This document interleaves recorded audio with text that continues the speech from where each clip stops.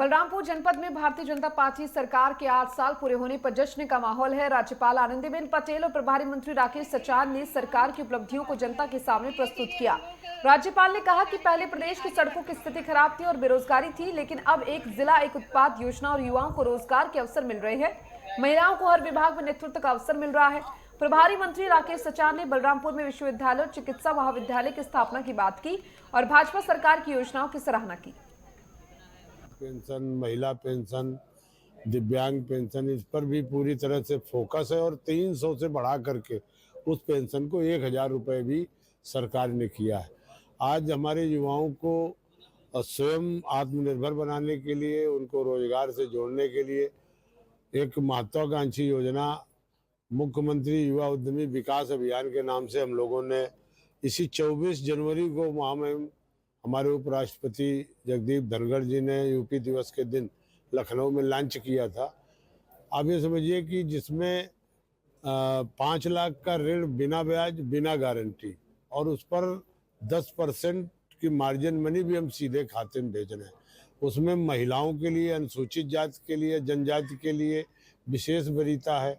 उसमें उनको margin money भी कम देनी है, 10% तक देनी। तो इस पर भी इस योजना का उद्देश्य यही था कि जो हमारे युवा हैं, उद्यमी हैं, आगे बढ़ना चाहते हैं, तो उनको पैसे का अभाव न रहे और बिना ब्याज के हम लोग पैसा दे दें।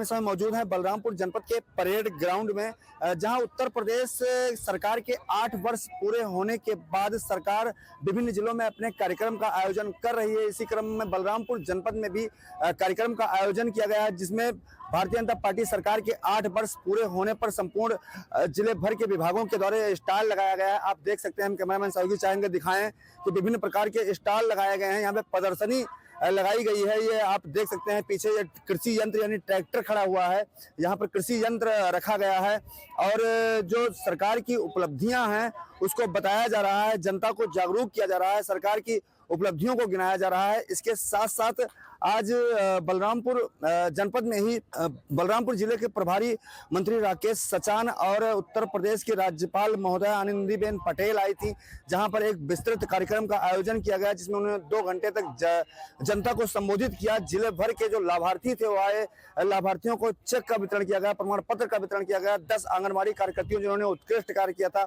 उनको भी सम्मानित किया गया। और इसी के साथ साथ जो सरकार की उपलब्धियां हैं, जो लाभार्थी लाभ प्राप्त किए हैं, उन लाभार्थियों को बुलाया गया।